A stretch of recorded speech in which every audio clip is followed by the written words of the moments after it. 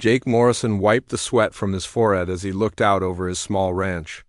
The sun was setting behind the mountains, painting the sky orange and red. But Jake wasn't enjoying the view.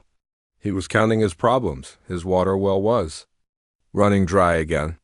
The wooden fence posts were rotting and falling over. Half of his cattle had wandered off last week when a section of fence collapsed during a windstorm. He managed to find most of them, but 2 were still missing. His horse, Thunder, was getting old and tired. Even his dog Rex seemed to understand that times were tough. Jake walked over to his small cabin and sat down on the front steps. The wood creaked under his weight. Everything on this ranch was falling apart, just like his dreams. He pulled out a crumpled piece of paper from his shirt pocket. It was a bill from the bank in town. He owed more money than he could make in 2 years. Even if everything went perfectly, the 28-year-old cowboy had been living alone on this land for 5 years now. He bought it with money he saved from working on other people's ranches. Back then, he thought he could make it work. He imagined having a successful cattle operation, maybe even a family someday. But the land was harder to work than he expected. The grass wasn't as good as it looked. The water sources weren't reliable. And he didn't have enough money to fix all the problems that kept coming up. Rex walked over and sat next to Jake on the steps. The brown and white border collie was his best friend and only regular companion. Jake scratched behind the dog's ears and sighed. "What do you think, boy? Should we just give up and go work for someone else?" Rex wagged his tail and looked up at Jake with faithful eyes. The dog didn't understand money problems, but he knew his master was sad.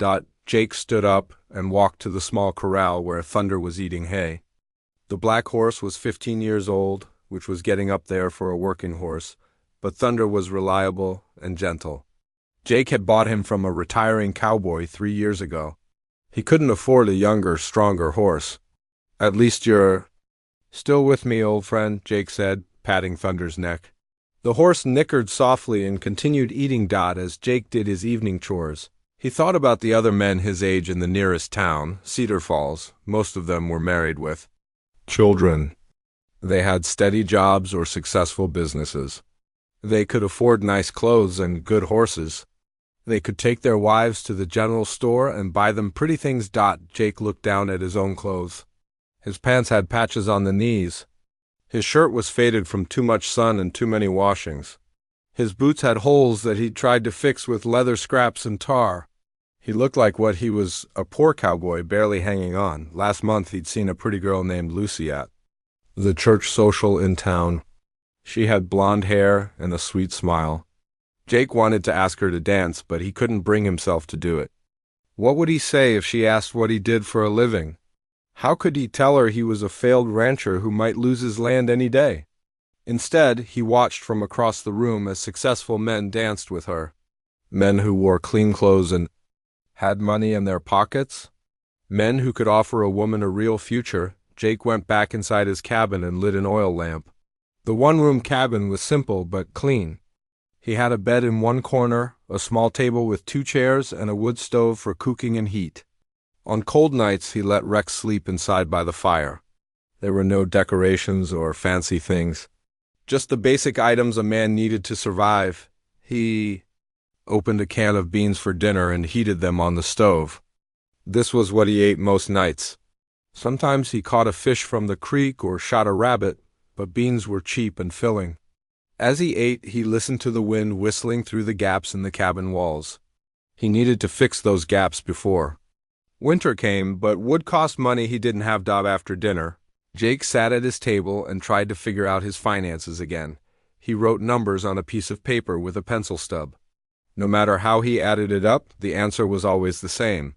He was broke. The bank had already given him 2 extensions on his loan payment. Mr. Henderson, the bank manager, had been patient so far, but Jake knew that patience wouldn't last forever. If he couldn't make a payment soon, he'd lose everything. He thought about selling some of his remaining cattle, but the prices were low this year. A drought in the southern part of the territory had forced other ranchers to sell their herds too. There were too many cattle for sale and not enough buyers. Jake blew out the lamp and went to bed. As he lay in the darkness, he listened to the sounds of the night. Coyotes howling in the distance, the wind through the trees, thunder moving around. In the corral, these sounds usually comforted him, but tonight they reminded him of how alone he was. He thought about his parents back in Kansas. They had a small farm that provided just enough for them to live on. They'd be disappointed to know how badly things were going for their son. Jake had written them letters making everything sound better than it really was. He didn't want them to worry. Sometimes Jake wondered if he should just pack up and go back to Kansas. He could help his father with the farm. But that felt like giving up on his dreams. He'd always wanted to be independent, to build something of his own out here. In the Western Territories. The next morning, Jake woke up to Rex barking outside. He pulled on his clothes and boots and went to see what was wrong. 2 of his cattle had gotten through the fence again during the night. They were standing in his neighbor's field, eating grass that wasn't Jake's to give them. Jake spent the morning rounding up the cattle and fixing the fence with whatever materials he could find. His neighbor, an older man named Tom Wilson, came over to help. Tom owned a much larger and more successful ranch about 5 miles away. "Jake, you need better fencing," Tom said as they worked. "This old wire won't hold anything." "I know," Jake replied. "Just don't have the money for new materials right now." Tom nodded with understanding. He was one of the few people who knew how hard Jake was struggling. "You know, I could use an extra hand on my ranch. Pays not great, but it's steady work." Jake appreciated the offer, but taking a job with Tom would mean giving up on his own place. "Thanks, Tom. I'll keep that in mind." As Tom rode away, Jake looked around his property again.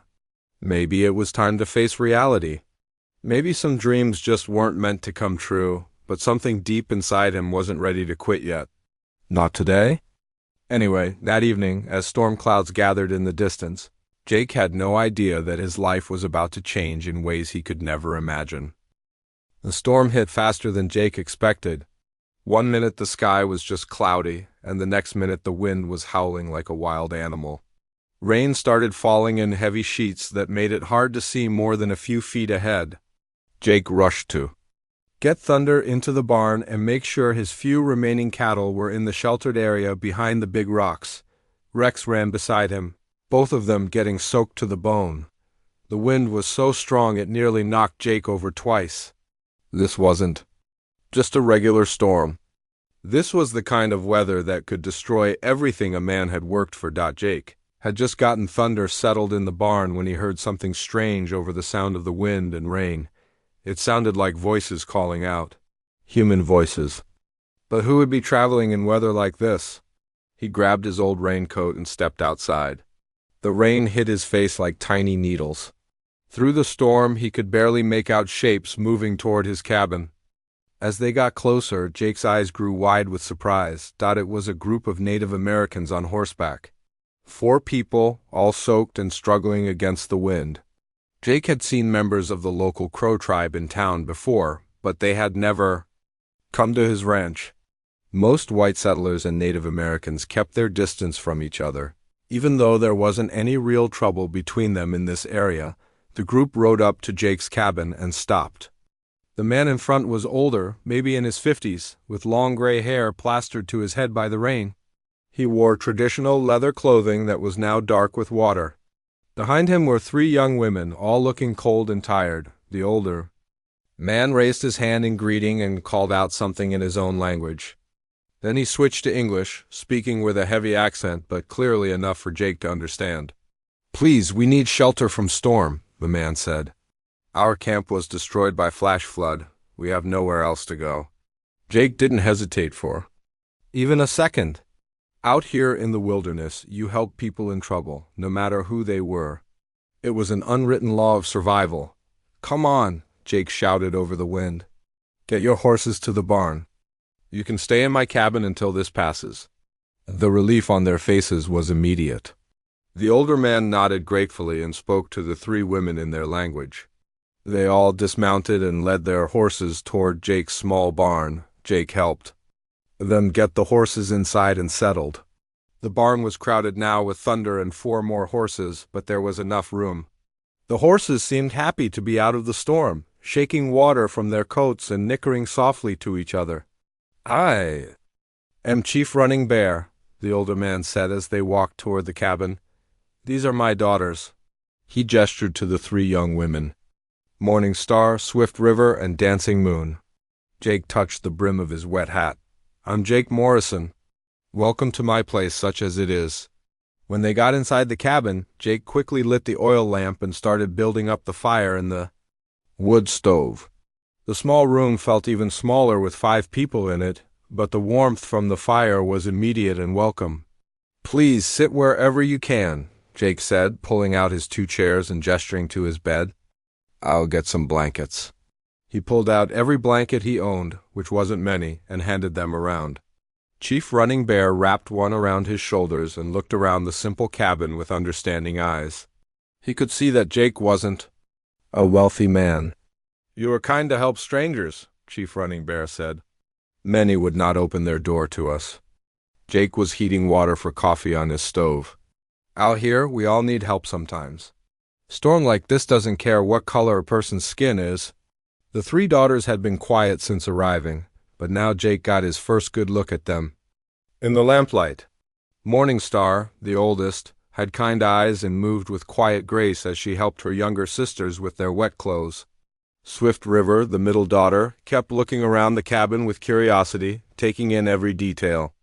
Dancing Moon, the youngest, seemed shy but smiled when Jake caught her eye. All 3 were beautiful, but in different ways. Morning Star had a serious, thoughtful face. Swift River looked like she was always ready for adventure. Dancing Moon had a gentle, artistic look about her. "Your daughters are welcome here as long as needed," Jake said, handing Chief Running Bear a cup of hot coffee. "The flood came so fast," Chief Running Bear explained, accepting the coffee gratefully. "We were camped by the river for winter gathering. In 1 hour, everything was gone. Teepees, food, supplies. We saved only our horses and our lives." Jake felt sorry for them. He knew what it was like to lose everything. That's terrible. "Do you have other family nearby?" "Our main village is 3 days' ride north, but this storm—" Chief Running Bear gestured toward the window where rain was still beating against the glass. "Too dangerous to travel." Outside, the wind howled louder than before. Jake could hear things banging around in the yard. Probably his loose fence boards flying around like leaves. This storm was going to cost him money he didn't have to fix the damage. "You'll stay here until it's safe to travel," Jake said firmly. "I've got enough food for a few days." That wasn't exactly true. Jake had enough food for himself for a few days. For 5 people, his supplies would run out fast. But he couldn't turn away people in need, especially in weather like this. Morning Star spoke for the first time since arriving. Her voice was soft but clear. "We do not want to be burdened. We can help with work." "No burden at all," Jake said, though he wondered where everyone would sleep. His cabin had 1 bed in a small area by the fire. It would be crowded, but they'd make it work. Swift River had been looking out the window at the storm. "Your barn is strong," she said. "Horses are calm and dry." "You build well." Jake felt a little proud. The barn was one of the few things on his ranch that was in good condition. He'd built it himself 2 years ago, taking his time to do it right. "Thank you. I wanted to make sure my horse had a good shelter." Dancing Moon, the youngest daughter, was looking at Jake's few books on a shelf near his bed. "You read?" she asked quietly. "When I can," Jake said. "Don't get much time for it, but I like stories." She smiled at that, and Jake noticed she had a beautiful smile that lit up her whole face. As the evening went on, the 5 of them settled into an awkward but comfortable routine. Jake gave the daughters his bed and set up blankets by the fire for himself and Chief Running Bear. They shared his simple dinner of beans and the last of his bread. The storm raged outside all night, but inside the small cabin, something unexpected was happening. Despite not speaking the same language perfectly, despite coming from different worlds, they were starting to understand each other. Jake had never imagined that his lonely little ranch would ever host visitors like these. As he lay by the fire listening to the storm, he wondered what the morning would bring. The storm kept raging for 3 more days. Jake had never seen weather like this before. The wind howled day and night, and the rain came down so hard it sounded like rocks hitting the roof. But inside his small cabin, something wonderful was happening. On the second morning, Jake woke up to find Chief Running Bear already awake, sitting by the window and watching the storm. The older man seemed to be reading the weather like Jake might read a book. "Storm will last 2 more days," Chief Running Bear said quietly, not wanting to wake his daughters who were still sleeping. Jake was amazed. "How can you tell?" "Sky color, wind direction, the way animals move." Chief Running Bear pointed outside where a few birds were huddled under the barn roof. "Birds know wind comes from wrong direction for quick storm. This is big weather system." Jake poured coffee for both of them and sat down. "I've been ranching here for 5 years and I still can't read weather like that. My father taught me. His father taught him. We watched sky for many generations." Chief Running Bear sipped his coffee and looked thoughtful. "You have good land here, but you fight it instead of working with it." Jake felt a little defensive. "What do you mean, your fence lines? You put them where easy to build, not where cattle want to go. Your water source. You try to make water come to you instead of bringing cattle to water." Chief Running Bear spoke kindly, not trying to criticize. "Land has its own ways. When you work with land, it helps you. When you fight land, it fights back." This made sense to Jake. He'd been struggling with his cattle wandering off and his water problems for years. Maybe he'd been thinking about it. All wrong. When the daughters woke up, the small cabin became busy with activity. Morning Star immediately started looking at Jake's meager supply of food and medicine. She found his small collection of basic remedies and shook her head. "This not good for treating sickness," she said, holding up a bottle of store-bought medicine. "Plant medicine much better." Even though it was still raining, Morning Star put on Jake's extra raincoat and went outside. She came back with several plants she'd found near the cabin. Jake watched in amazement as she prepared them into teas and pastes. "This one for headaches," she explained, crushing some leaves. "This one for cuts that won't heal. This one for stomach problems." She looked at Jake with concern. "You eat too much beans, not enough green things. Your body needs balance." Jake had to admit his diet wasn't very good. He ate whatever was cheap and filled his stomach. But Morning Star seemed to know exactly what the human body needed to stay healthy. Swift River, meanwhile, had gone out to the barn to check on the horses. When she came back, she was excited. "Your horse Thunder is good horse, but his back is sore," she told Jake. "Saddle doesn't fit right. That's why he seems tired all the time." Jake had thought Thunder was just getting old. "How do you know that?" "I learn about horses since I was small child. Every horse is different, like people. Thunder's back is wider than most horses. Normal saddle pinches him." Swift River drew a picture in the dirt by the fire to show Jake what she meant. "With right saddle, he will feel young again." Jake looked at the drawing and realized Swift River was probably right. He'd bought his saddle used from another cowboy, never thinking about whether it fit Thunder properly. Dancing Moon was the quietest of the 3 sisters, but Jake noticed she was always watching and learning. She looked at his few books with great interest and asked him to read to her. When he read a poem about nature, her eyes lit up. "In my language we have songs like this," she said, "about mountains and rivers and seasons. Words can paint pictures. In mine, like colors paint pictures on rock."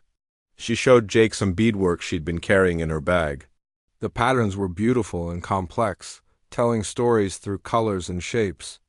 Jake had never thought of crafts as a way of telling stories before. "This pattern shows the story of how Eagle learned to fly," Dancing Moon explained, pointing to different parts of the design. "Blue for sky, white for clouds, brown for earth below." Jake was fascinated. "You can tell whole stories with beads?" "Stories. History, lessons for children. My grandmother taught me." Her grandmother taught her. Dancing Moon smiled. "Like your books, but made with hands instead of words." By the 3rd day, the 5 of them had settled into a comfortable routine. Chief Running Bear and Jake spent hours talking about land management and weather patterns. The chief taught Jake how to read animal behavior to predict storms and how to find the best grazing areas by looking at grass types. Morning Star taught Jake about plant medicine and proper nutrition.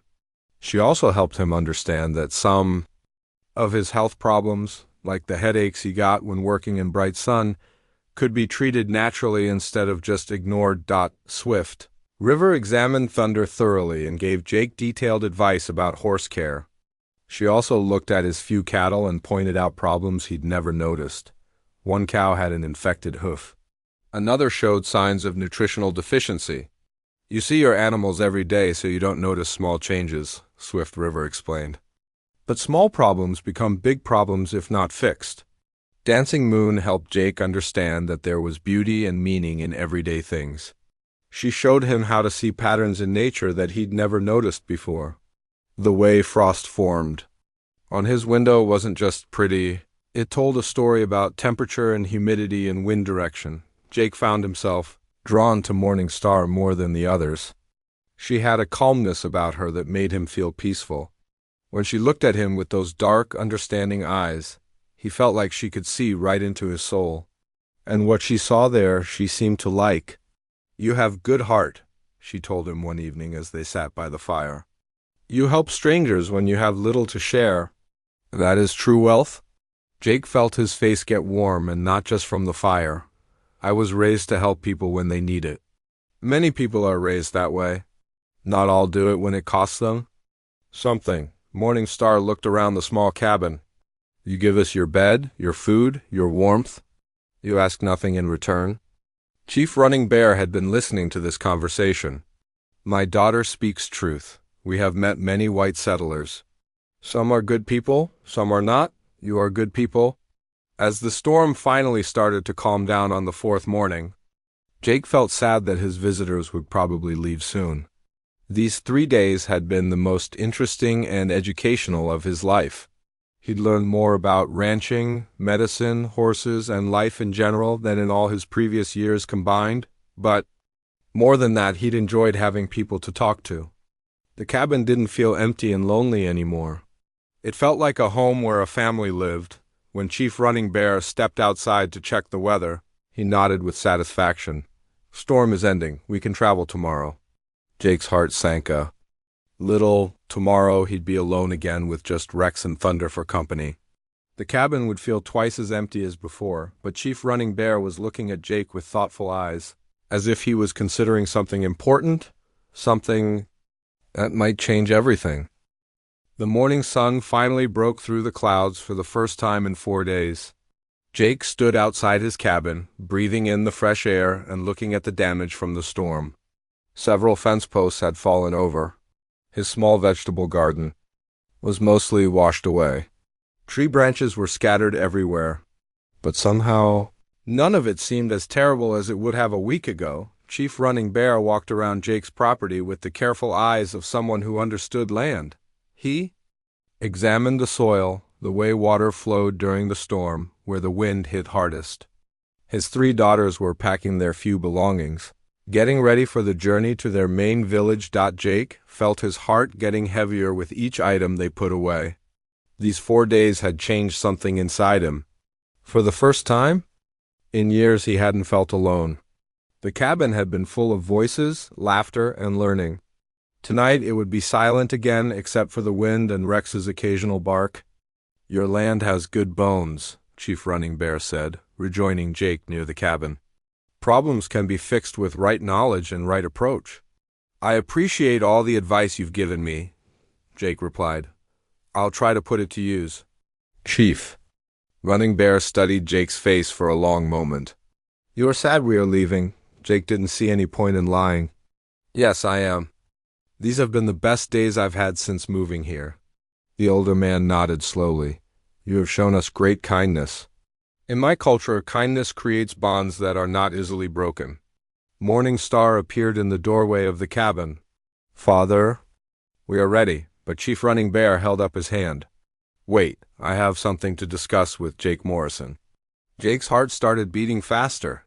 There was something serious in the chief's tone, something that suggested this wasn't just a polite "goodbye." Jake Morrison, you have opened your home to strangers in their time of need. You have shared your food when you had little. You have given your bed and asked for nothing in return? Chief Running Bear's voice carried the weight of formal speech. This tells me much about your character. Jake wasn't sure what to say, so he remained quiet and listened. I have watched how you treat my daughters, with respect, with courtesy. You look at them as people, not as objects. You listen when they speak. You value their knowledge. The chief paused. Many men do not do this. Your daughters are remarkable women, Jake said honestly. They've taught me more in 4 days than I learned in 4 years. Chief Running Bear smiled at this. Yes, they are remarkable. Morning Star has the healing wisdom of her grandmother. Swift River understands animals like they are her brothers and sisters. Dancing Moon sees beauty and meaning where others see only ordinary things. Jake found himself nodding. He'd seen all of this himself. In my tribe, we believe that wealth is not measured in money or possessions, Chief Running Bear continued. True wealth is measured in character, in kindness, in the ability to care for others. Jake thought about his empty bank account and failing ranch. By any normal measure, he was the poorest man for 50 miles around. I have been thinking during this storm, the chief said. My daughters are of marriageable age. In our tribe, marriage is not just about love. It is about finding a partner who will be a good provider, a good father, a good member of the community. Jake's heart stopped completely. Was Chief Running Bear talking about what Jake thought he was talking about? I have seen many young men in our village and in nearby tribes. Some are strong, some are good hunters. Some come from important families. Chief Running Bear looked directly into Jake's eyes. But I have not seen one who showed the character you have shown. The 3 daughters had come outside now and were standing quietly nearby, listening to their father's words. Jake could feel their eyes on him, but he was too nervous to look at any of them directly. Are you saying? Jake started, then stopped, not sure how to finish the question. I am saying that if you were interested in marrying one of my daughters, I would not be opposed to such a union, Chief Running Bear said formally. Despite differences in our peoples, despite your current financial situation, Jake felt like the ground had shifted under his feet. This was the last thing he'd expected to hear. But I have nothing to offer. No money, no successful ranch, no prospects. You have something more valuable than money, Morning Star spoke up for the first time. You have a good heart. Swift River nodded in agreement. Money can be lost or stolen. Character cannot be taken away. Dancing Moon, the youngest, added quietly, You treated us like family from the first moment. That is worth more than cattle or gold. Jake looked from one daughter to another, then back at Chief Running Bear. I'm honored beyond words that you would even consider such a thing. But how could I ask one of your daughters to share my struggles? I can barely feed myself, let alone a family. Problems have solutions when people work together, Chief Running Bear said. You have learned much from us in 4 days. We have learned from you as well. My daughters have told me of your willingness to learn, your respect for knowledge, your gentle treatment of your animals. Jake thought about everything that had happened over the past few days. He thought about Morning Star's quiet wisdom and healing knowledge, Swift River's expertise with animals and her adventurous spirit, Dancing Moon's artistic soul and her ability to find beauty in simple things. But there would be conditions. Chief Running Bear continued, his voice becoming more serious. You cannot simply choose a wife like picking a horse at market. Marriage in our culture requires that both people truly know and respect each other. Jake nodded, understanding this made perfect sense. If you are truly interested in this path, you would need to prove yourself worthy through 3 trials. These trials would test different aspects of your character and abilities. The chief held up 3 fingers. Trial of courage, trial of wisdom, and trial of the heart. What kind of trials? Jake asked, feeling both excited and terrified. That will be explained if you choose to accept this challenge. But know this, these trials are not games. They are serious tests that will push you to your limits. Some men have failed them, Some have chosen not to attempt them at all. Jake looked at the three daughters again. Each of them was watching him carefully, but he couldn't read their expressions. Did they want him to accept? Were they hoping he'd refuse? He had no way of knowing. I need to think about this, Jake said honestly. This is the most important decision I've ever been asked to make. Of course, Chief Running Bear agreed.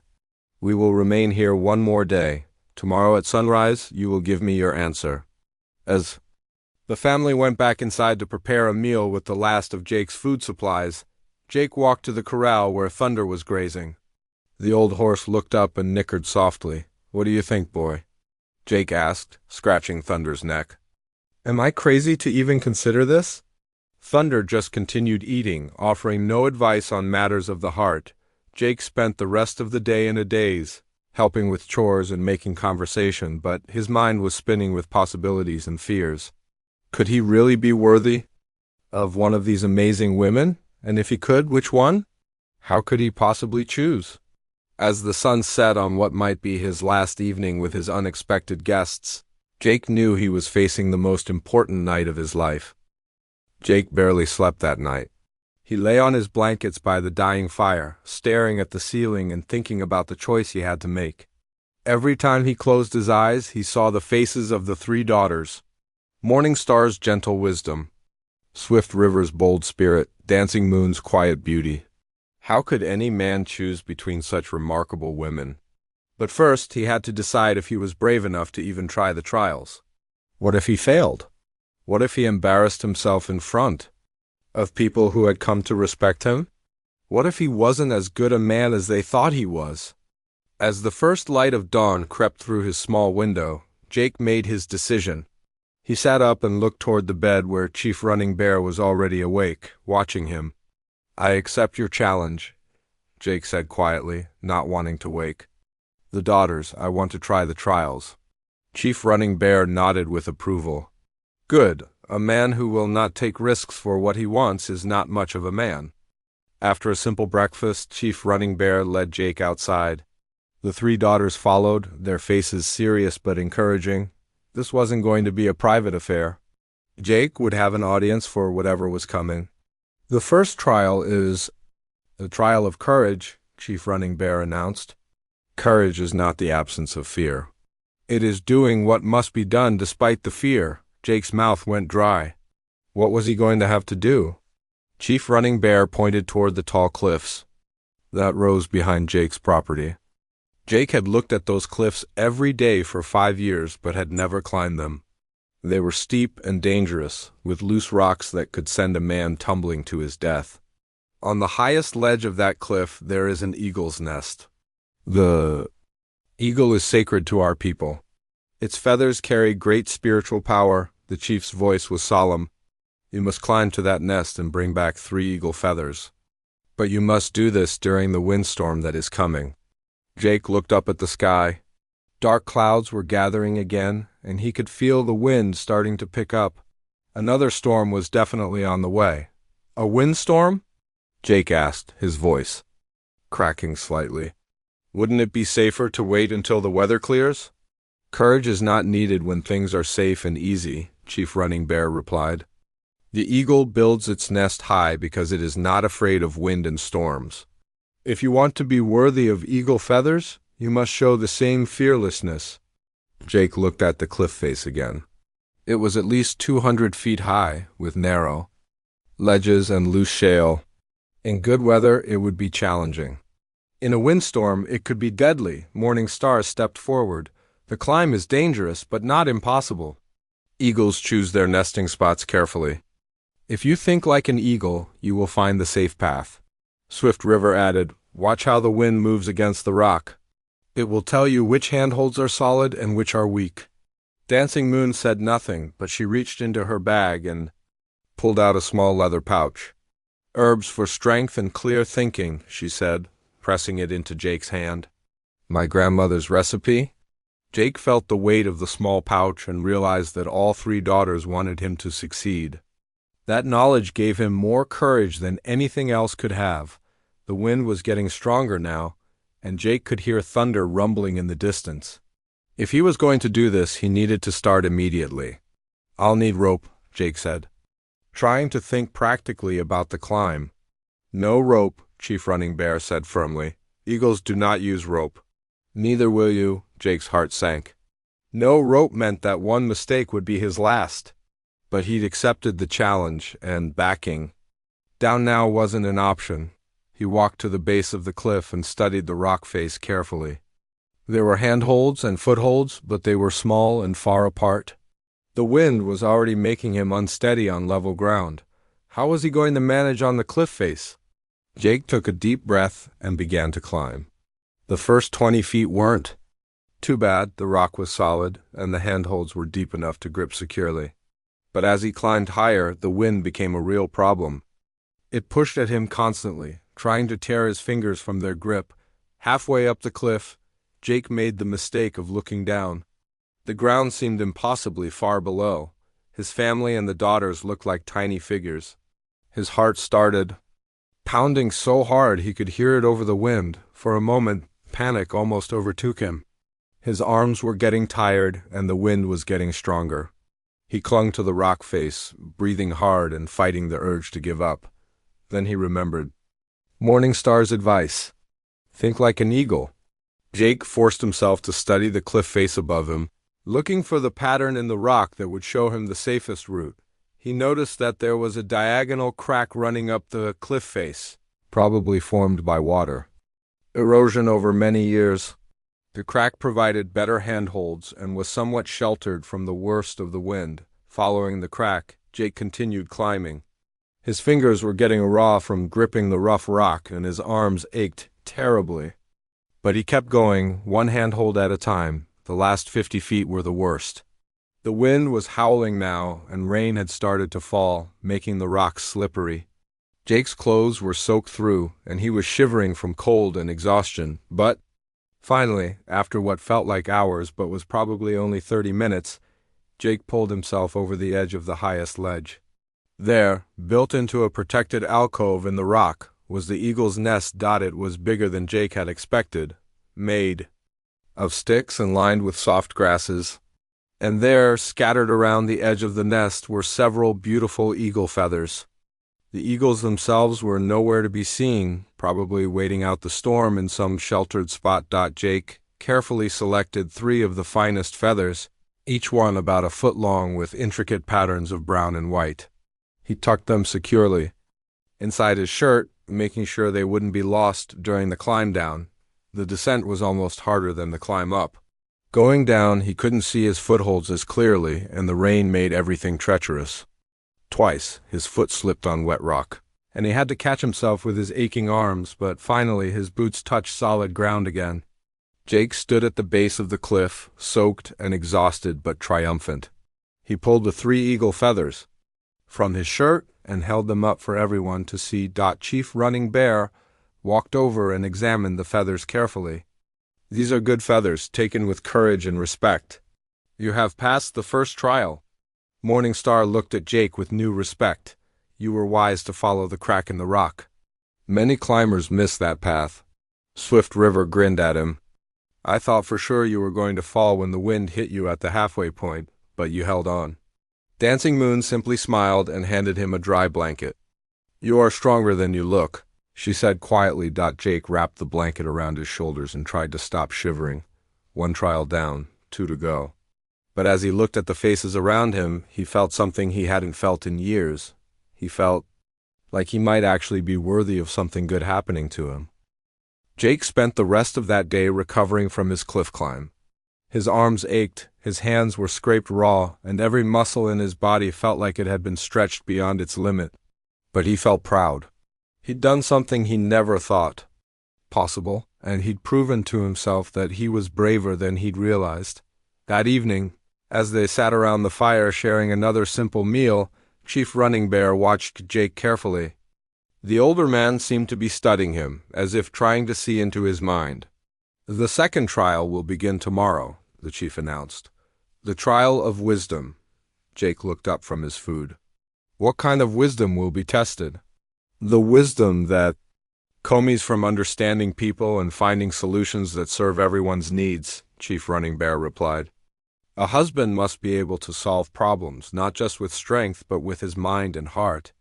Jake nodded, though he wasn't sure what that meant exactly. How do you test wisdom? It wasn't like climbing a cliff where success or failure was obvious. The next morning dawned clear and bright. The storm had passed completely, leaving the air fresh and clean. Chief Running Bear led Jake to a flat area near the creek where they could sit and talk without distraction. I will tell you about a problem that happened in our village last year, the chief began. You must listen carefully and then tell me how you would solve it. Your solution will show me if you have the wisdom needed to be a good husband and member of our community. Jake settled himself on the ground and prepared to listen. This seemed easier than climbing cliffs, but something told him it might be more difficult than it appeared. In our village, there are two families who have been neighbors. For many years, Chief Running Bear continued, the Tall Tree family and the Broken Arrow family. They had always been friends, sharing food during hard times and helping each other with work. Jake nodded to show he was following the story. Last spring, both families planted corn in fields that border each other. The growing season was good, and both families expected good harvests. But when harvest time came, there was a problem. The chief paused, making sure Jake was paying attention. A windstorm damaged the fence between the two fields. Some of the corn from each field was blown into the other field and mixed together. When both families went to harvest, they found corn plants growing everywhere, but no one could tell which corn belonged to which family. Jake could see how this would be a problem, but it didn't seem too complicated to solve. The Tall Tree family said that since their field was on higher ground, more of their corn had blown into the Broken Arrow field. They claimed they deserved most of the mixed corn. Chief Running Bear's voice remained neutral, not favoring either side. The Broken Arrow family said that since their field was larger, they had probably lost more corn to begin with, so they deserved the larger share. Jake thought about this. Both families had reasonable arguments, but they contradicted each other. Both families came to the tribal council asking for a judgment. The council was divided. Some members agreed with Tall Tree family, others with Broken Arrow family. The argument grew worse each day. Soon, the two families stopped speaking to each other. Their children, who had been friends, began fighting. The whole village was affected by this dispute. Chief Running Bear looked directly at Jake. The tribal council asked me to decide the matter, but instead of making a judgment myself, I told them I would ask 3 wise men from outside our village to suggest solutions. Each wise man gave a different answer. Jake realized he was about to hear what those 3 solutions were, and then he'd have to come up with his own. The first wise man said we should divide all the mixed corn equally between the two families, since there was no way to know who owned what. The second wise man said we should give all the corn to the Tall Tree family because they brought the complaint first. The third wise man said we should give all the corn to the Broken Arrow family because they had suffered more damage. Jake frowned. None of those solutions seemed very good. The first one was fair, but didn't account for the fact that the families might have lost different amounts. The other 2 were clearly unfair to one family or the other. Now, Chief Running Bear said, tell me what solution you would propose. Remember, a good solution should not only solve the immediate problem but also restore peace between the families and strengthen the community. Jake sat quietly for several minutes, thinking.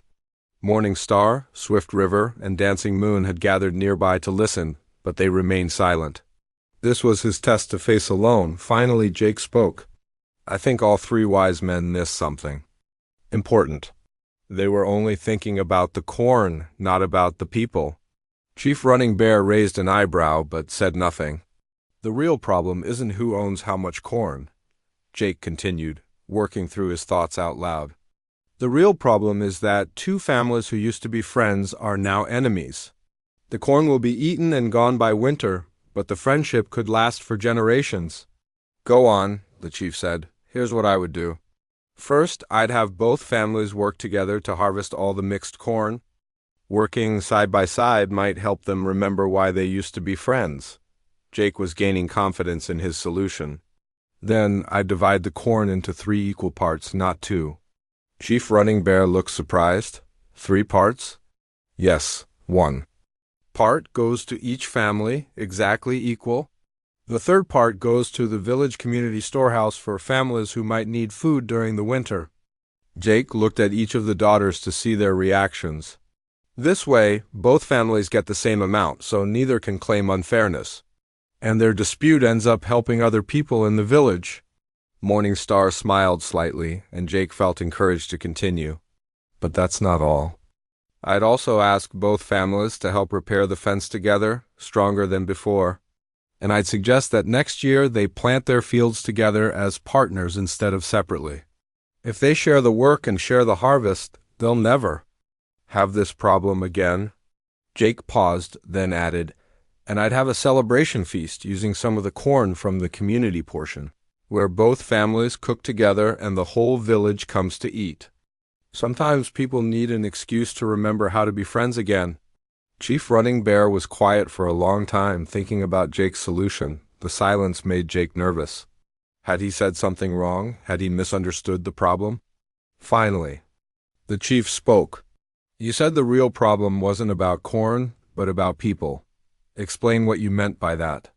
Well, Jake said, in 5 years, no one will remember exactly how much corn each family had. But if those families are still enemies, their children will grow up hating each other for reasons they don't even understand.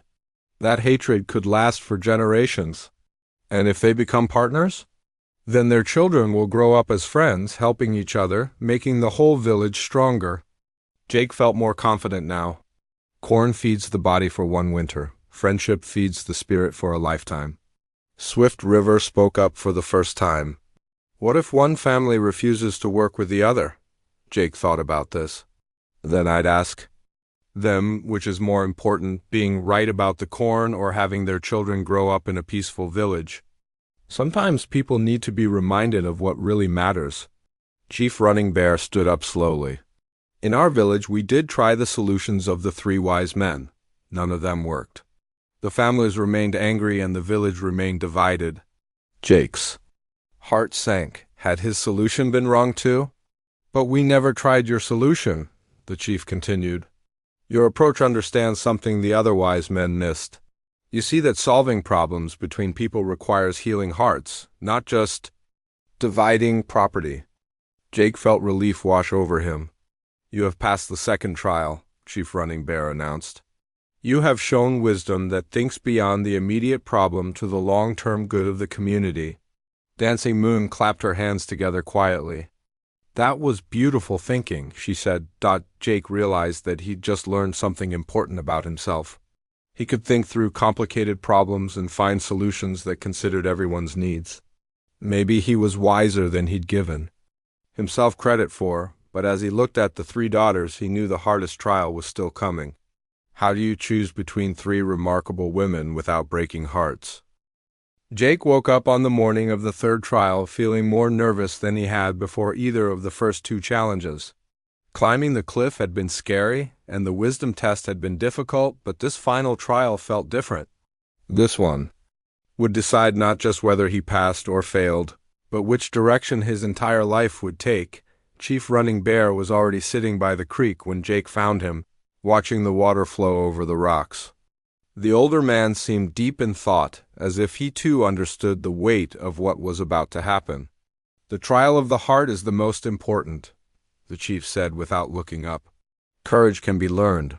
Wisdom can be gained through experience. But matters of the heart cannot be forced or faked. Jake sat down beside him on a fallen log. What do I have to do? You must spend 1 full day with each of my daughters. Not just talking, but working together, sharing activities, learning about their dreams and hopes for the future. Chief Running Bear picked up a smooth stone and tossed it into the creek. At the end of 3 days, you must choose which daughter you wish to marry. But more importantly, you must be certain that she wishes to marry you. Jake felt his stomach tighten. What if I choose someone who doesn't want to marry me? Then you will have failed the trial and we will return to our village alone. The chief's voice was gentle but firm. A marriage built on one person's choice alone is not a marriage at all. It is a prison for the other person, Jake understood. He couldn't just pick the woman he liked best. He had to find the one where their feelings matched, where they both wanted the same future together. There is one more rule, Chief Running, Bear continued. You cannot ask any of my daughters directly if they would marry you. You must learn this through spending time together, through understanding their hearts without forcing them to speak words they might not mean. This made the trial even more challenging. Jake would have to read between the lines, watching for signs of genuine interest, while being careful not to misinterpret kindness for romantic feelings. When do I start? Jake asked. Today with Morning Star, tomorrow with Swift River, the day after with Dancing Moon, then you will have one more day to think before you must give your answer. Jake found Morning Star gathering medicinal plants along the creek bank. She looked up as he approached, her dark eyes calm and welcoming. Father said you would spend the day with me, she said, continuing to examine the plants carefully. I am glad. There is much I want to show you about healing. They spent the morning walking through the area around Jake's ranch while mourning. Star taught him to identify different plants and their uses. Jake was amazed by how much knowledge she carried in her head. She knew which plants could heal cuts, which ones helped with fever, which ones eased pain, and which ones were dangerous to touch. My grandmother started teaching me when I was 5 years old, Morning Star explained as they examined a plant with small white flowers. She said that knowledge of healing is a sacred responsibility.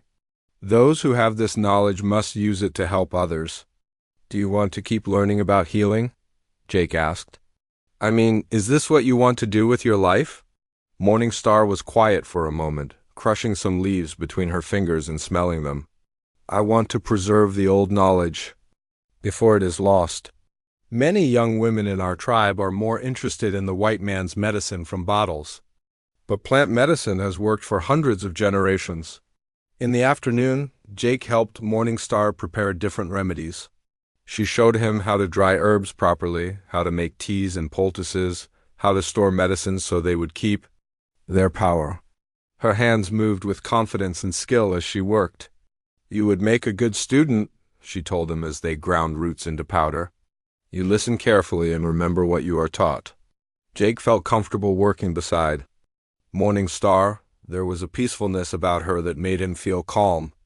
But he also sensed that her heart was already committed to something else, her calling as a healer and teacher. When they talked about the future, Morning Star spoke mostly about wanting to establish a school where young women could learn traditional medicine. She wanted to travel to other tribes and gather knowledge before it was forgotten. Her dreams were important and beautiful, but they didn't seem to include a husband or children. The next day, Jake spent time with Swift River. She was completely different from her older sister. Where Morning Star was calm and quiet, Swift River was energetic and adventurous. Come, she said early in the morning. I want to show you what Thunder has been trying to tell you. They went to the corral where Jake's horse was grazing. Swift River approached Thunder slowly, speaking to him in a soft voice. The horse immediately perked up his ears and walked over to her. See how he holds his head? She said, running her hands along Thunder's neck and back. He is in pain here and here, old injuries that never healed properly. Swift River showed Jake exercises and treatments that would help Thunder feel better. She taught him how to read a horse's body language, how to tell when an animal was happy, scared, or sick. Animals are honest, she said as they worked with Thunder. They cannot lie about how they feel. People could learn much from animals. In the afternoon, Swift River wanted to check on Jake's small herd of cattle. As they walked among the animals, she pointed out things Jake had never noticed. This cow was pregnant and would give birth soon. That one had a minor infection that needed attention. Another one was being picked on by the others and needed to be separated for a while. You have good animals, but they need better care, she said honestly. With proper attention, this herd could be 3 times larger in 5 years. Jake could see that Swift River had a gift for understanding animals, but as they talked, he realized that her dreams were as big as the western sky. She wanted to travel to distant places, To learn about horses from different tribes? Maybe even to start her own ranch where she could breed the finest horses in the territory. Would you ever want to settle down in one place? Jake asked carefully. Swift River laughed, her eyes sparkling with excitement. Maybe someday, but first I want to see everything there is to see. I want to learn from the best horse trainers among all the tribes. I want adventures. Jake admired her spirit, but he could see that settling down with a poor rancher wasn't part of her immediate plans. On the third day, Jake spent time with Dancing Moon. She was the quietest of the three sisters, but Jake soon discovered that still waters run deep. Dancing Moon wanted to understand Jake's life, his dreams, his struggles. They walked around his property while she asked thoughtful questions about his plans for the ranch, his hopes for the future, his feelings about living so far from other people. You are lonely here, she said. It wasn't a question but a gentle observation. Yes, Jake admitted. I've been lonely for a long time, Dancing Moon nodded with understanding. Loneliness is not just about being alone. It is about having thoughts and feelings with no one to share them with. They spent the afternoon working on small projects around the ranch. Dancing Moon helped Jake repair some damaged tools while she told him stories from her tribe's history. She had a way of making ordinary work feel meaningful by connecting it to larger ideas about life and purpose. I think your ranch could be more than just a place to raise cattle, she said as they fixed a broken gate. It could be a place where people from different worlds come together to learn from each other. Jake looked at her with surprise. What do you mean? During the storm, we learned from you, and you learned from us. That was good for everyone. Dancing Moon's eyes were bright with possibility. What if this place became known as a spot where white settlers and native people could meet safely? Where they could trade goods, share knowledge, solve problems together? Jake had never thought of his ranch that way, but the idea excited him. You think that could really work? I think you are the kind of man who could make it work, Dancing Moon said simply. You see people, not as enemies or strangers. As the day went on, Jake realized that Dancing Moon was asking as many questions about his dreams as he was about hers. She seemed genuinely interested in his life, his plans, his hopes. And when she talked about her own future, she spoke about wanting to use her artistic talents to bring people together, to build bridges between different cultures. That evening, as Jake lay awake thinking about the 3 days, he realized that his choice had become clear. Morning Star was a remarkable healer with important work to do. Swift River was an adventurous spirit who needed freedom to follow her dreams. But Dancing Moon was the one who had asked about his dreams, who had seen possibilities for their future together, who had made him feel like his life and his ranch could be part of something bigger and more meaningful. More importantly, he had seen in her eyes the same growing feelings that were growing in his own heart. Jake spent his final day of decision walking around his ranch and thinking. Rex followed him everywhere, sensing that something important was happening. The old dog seemed to understand that their quiet life was about to change forever. As the sun began to set, Jake found Chief Running Bear sitting by the creek again, waiting patiently for his answer. The 3 daughters were nearby, but far enough away to give Jake and their father privacy for this crucial conversation. I have made my choice, Jake said, his heart beating fast. Chief Running Bear looked up at him with wise, knowing eyes. Tell me. I choose Dancing Moon, Jake said simply. If she will have me, the chief nodded slowly. Why Dancing Moon? Jake had thought about this question all day. Morning Star is a wonderful healer with important work to do. Swift River is an amazing horse trainer who needs freedom to follow her adventures. Both of them have dreams that don't include settling down with a poor rancher right now. And Dancing Moon? Dancing Moon asked about my dreams. She saw possibilities. For our future together? When she talked about her own hopes, they included making this ranch a place where people could come together. Jake looked toward where Dancing Moon was sitting with her sisters. I think we want the same things from life. Chief Running Bear stood up and called to his daughters. All 3 came over, their faces serious but hopeful. Jake Morrison has made his choice, the chief announced. "He has chosen Dancing Moon." Morning Star smiled and stepped forward. "I'm happy for both of you. You will be good for each other." Swift River nodded in agreement. "I could see yesterday that Dancing Moon's heart was already given, and yours too, Jake." But it was Dancing Moon's reaction that mattered most. She looked at Jake with tears of joy in her eyes. "Yes," she said simply. "Yes, I want to marry you." Jake felt like his heart might burst with happiness. "Are you sure?" "I don't have much to offer except a struggling ranch and a lot of hard work." Dancing Moon took his hands in hers. "You offer something more valuable than money? You offer a partnership, a chance to build something meaningful together." Chief Running Bear looked pleased. "Then we will have a wedding ceremony that honors both of your traditions." The next week was a whirlwind of activity. Chief Running Bear sent word to his tribe about the upcoming wedding, and people began arriving at Jake's ranch to help with preparations. Jake was amazed by how welcoming everyone was to him. Despite him being an outsider, the women of the tribe taught Jake about Crow wedding traditions while the men helped him repair his ranch and prepare for the ceremony. Jake's neighbor Tom Wilson rode over when he saw all the activity and was delighted to learn about the wedding. "I'll spread the word in town," Tom said with a big grin. "This is going to be the most interesting wedding this territory has ever seen."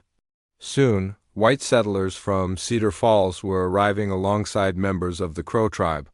Jake had worried that there might be tension between the two groups, but Dancing Moon had been right about his ranch being a place where people could come together.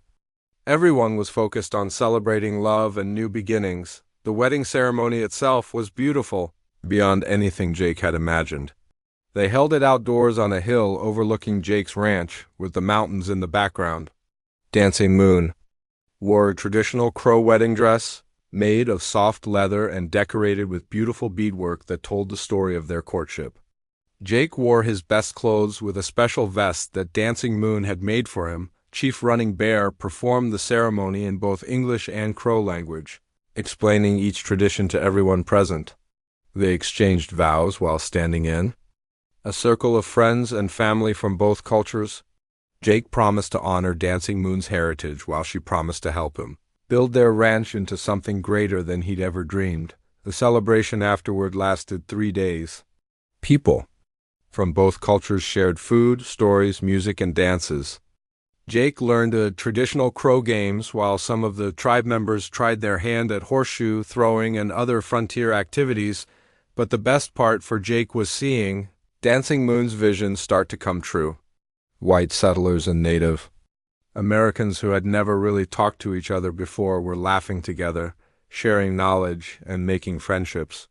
Several trading relationships began during those 3 days that would benefit both communities for years to come. Chief Running Bear gave Jake and Dancing Moon a wedding gift that changed everything: 20 head of prime cattle and 4 excellent horses. "A father's gift to help his new son-in-law succeed," he said with a smile. The chief also taught Jake the advanced ranching techniques he'd mentioned during the storm: how to read the land and work with it instead of against it, how to find the best grazing areas and water sources, how to predict weather patterns and prepare for difficult seasons. With Dancing Moon's artistic eye and business sense, they redesigned the ranch layout to be more efficient and beautiful. She suggested building a large barn that could serve as a meeting place for traders and travelers. She planned a garden that would provide both food and medicinal plants that Morningstar had taught them about. Within 6 months, Jake's ranch was transformed. The cattle were healthy and multiplying. Thunder was feeling young again with Swift River's treatments and was helping to train the new horses. The ranch had become a regular stopping point for travelers going between the white settlements and Native American villages. Jake and Dancing Moon built a bigger cabin with room for guests and their growing family. Dancing Moon was expecting their first child, and both of them were excited about raising a child who would grow up understanding both cultures. The ranch became known throughout the territory as a place where people of all backgrounds were welcome. Traders came to buy cattle and horses. Settlers came for Dancing Moon's beautiful crafts and Jake's honest dealing. Members of various tribes came to share knowledge and trade goods. Jake often stood on his porch in the evenings, watching the sunset and thinking about how much his life had changed. A year ago, he'd been a lonely, failed rancher on the verge of losing everything. Now he was a successful businessman, a husband, and soon to be a father. Rex had adapted well to the busy ranch life, though he sometimes looked at Jake with an odd expression that seemed to say, "Remember when it was just you and me?" But even the old dog seemed happier with so much activity and so many people to watch over. Dancing Moon would join Jake on the porch those evenings, and they would talk about their plans for the future. They wanted to expand the ranch, maybe establish a school where children from both cultures could learn together. They dreamed of their children growing up in a world where the color of someone's skin mattered less than the content of their character. "Do you ever regret choosing me over my sisters?" Dancing Moon asked one evening as they watched the stars come out. Jake put his arm around her and pulled her close. "Never. Morning Star is healing people all across the territory now. Swift River is training horses for 3 different tribes and having the adventures she always wanted. And I'm here with you, building something that matters." Dancing Moon smiled and placed her hand on her growing belly. "Our child will grow up in a world where different peoples can live and work together in peace." Jake looked out over his thriving ranch, listening to the sounds of cattle, horses, and people from many backgrounds working together in harmony. He thought about that desperate, lonely man he'd been just 1 year ago, and he could hardly believe this was the same life. Sometimes the best things in life come when you least expect them, and sometimes the greatest wealth is found not in gold or silver, but in the love of a good woman and the satisfaction of building something meaningful. Together,